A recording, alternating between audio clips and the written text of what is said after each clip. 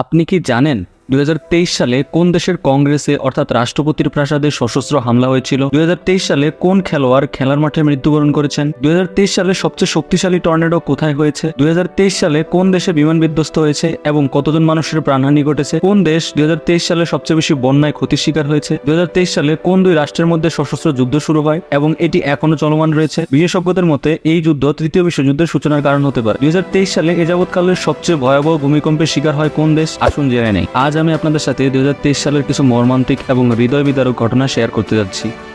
বছরের শুরুটা হয়েছে খুব স্বাভাবিকভাবেই, তবে দ্বিধা ছিল অনেক দিন ধরেই। পৃথিবী নিয়ন্ত্রণের বাইরে চলে যাচ্ছে। প্রাকৃতিক দুর্যোগ, মহামারী এবং রাজনৈতিক অস্থিরতা এই বছরের প্রধান শিরোনামগুলোর মধ্যে ছিল। ব্রাজিলের কংগ্রেসে হামলা।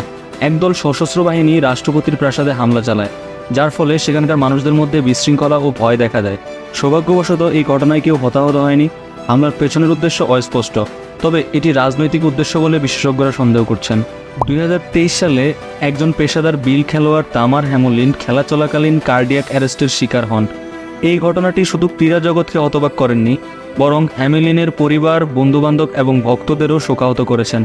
তাৎক্ষণিক চিকিৎসা সেবা দেওয়া সত্ত্বেও হ্যামলিনকে বাঁচানো যায়নি।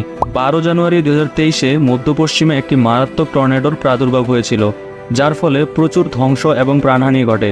বাড়িঘর, দালানকোঠা এবং সমগ্র সম্প্রদায়কে লণ্ডভণ্ড করে দিয়েছে এই টর্নেডো, যার ফলে অসংখ্য পরিবার গৃহহীন হয়ে পড়ে। নেপালের বিমান দুর্ঘটনায় নিহত 68। 2023 সালে নেপালে একটি বিমান বিধ্বস্ত হয়, 68 জন মানুষ নিহত হয়। ফ্লাইটটি পার্শ্ববর্তী একটি শহর থেকে কাঠমান্ডুর দিকে যাচ্ছিল। স্থানীয় সময় সকালে এই দুর্ঘটনা ঘটে। নিহতের সংখ্যার দিক থেকে এটি গত 30 বছরের মধ্যে নেপালের সবচেয়ে ভয়াবহ বিমান দুর্ঘটনা। রাশিয়া ও ইউক্রেনের মধ্যে চলমান দ্বন্দ্ব। 2023 সালে রাশিয়া এবং ইউক্রেনের মধ্যে চলমান দ্বন্দ্ব চরম উচ্চতায় বৃদ্ধি পেয়েছে।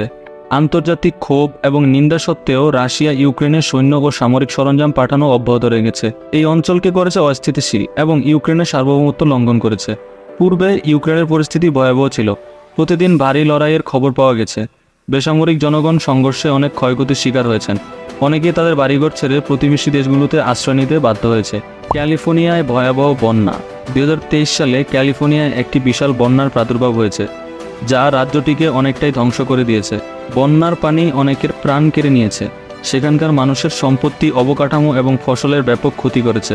বন্যাটি ভারী বৃষ্টিপাত, তুষারগলিত পানি এবং উপচে পড়া নদীর পানি বেড়ে যাওয়ার কারণে ঘটেছিল। তুরস্ক এবং সিরিয়ায় আঘাত হানে ভয়াবহ ভূমিকম্প। 2023 সালে এ যাবৎকালের সবচেয়ে ভয়াবহ ভূমিকম্পের শিকার হয় তুরস্ক এবং সিরিয়া। 7.8 স্কেলে একটি বিশাল ভূমিকম্প তুরস্ক এবং সিরিয়ায় আঘাত হানে, যার ফলে এই অঞ্চলের ঘরবাড়ি এবং অবকাঠামোগুলো পরিণত হয় ধ্বংসস্তূপে। ভূমিকম্পটি এতটাই শক্তিশালী ছিল যে তুরস্ক এবং সিরিয়ায় আনুমানিক 3800 মানুষ নিহত হয়।